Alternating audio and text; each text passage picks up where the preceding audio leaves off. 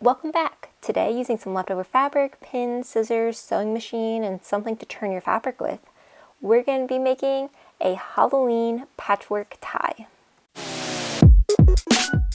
So for Halloween this year, I bought a 3-foot tall skeleton to have out front to decorate, but I want to do something a little extra. So using an old scrunchie and some leftover fabric, I was going to repurpose these and turn them into a patchwork tie for that skeleton. So the first step I need to do is actually make this scrunchie tube just be one long piece of fabric. So what I'm going to do is cut that so that I just get that one piece and I have those 2 openings now.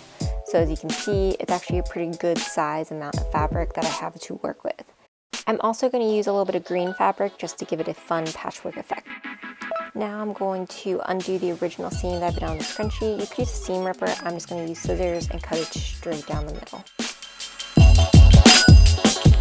Finally, I'm just going to cut some of this green fabric so that it is similar in width to my Halloween fabric so I can put my tie together.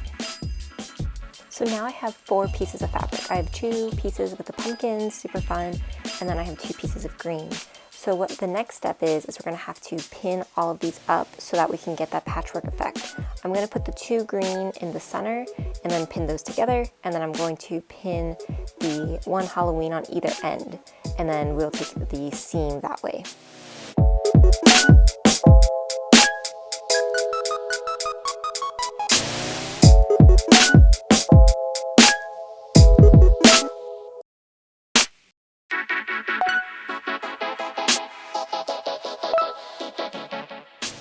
So now that I have it all pinned up, I'm going to take a seam across each of those 3 pieces.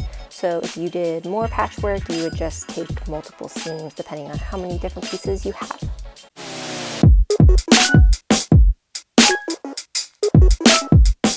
Now that I have the 3 seams all sewn up, what I'm going to do is actually just press these open.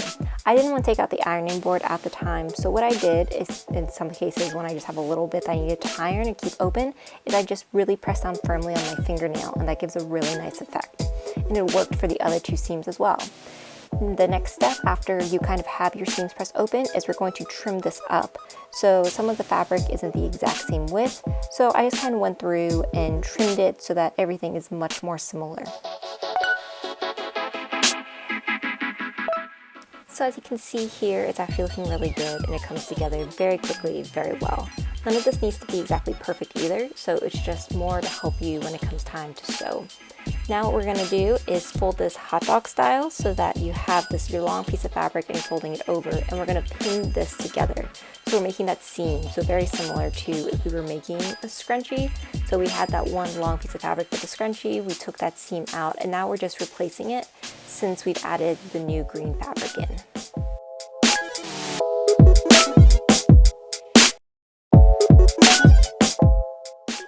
Next, I'm going to take a seam down that long edge that I just pinned up. With the seam complete, I did end up sewing one of the shorter edges as well, as I realized about halfway through that I was going to need to do that. So I sewed 2 edges, one short and then that very, very long edge. Now I'm going to go through and cut off all these little strings and any extra fabric to make it much easier when it comes time to turn this tie. Once everything is trimmed up, you're going to turn your fabric right side out. So the easiest way to do this is just going to start to kind of like work the fabric through that opening. What I found is depending on the width of the tie that you're making, you may need to get something like a pencil to just kind of help you push it through, and that will help the fabric move along a little bit easier.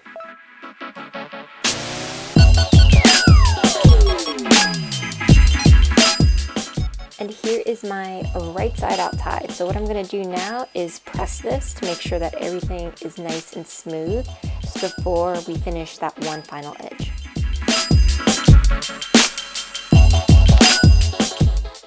Finally, I'm going to take this unfinished edge and turn it in on itself. So kind of push the outside edges in towards the center and try to make like a little pocket so that I can close it off. Once I have that finished edge where you can't see that raw fabric anymore, I'm going to pin that up so that I'm able to just take a really quick seam right across the front.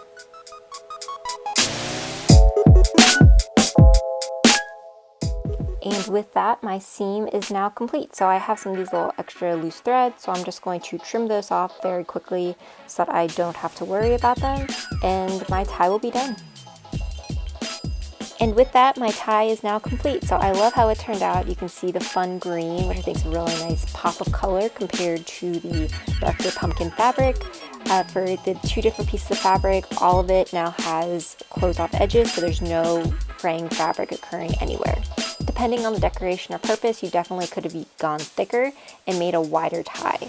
So to put it on my skeleton, I just actually tied a tie on him and just sat him where he's going to be. So he's ready for spooky season. If you like this video and you want to see more, be sure to like and subscribe.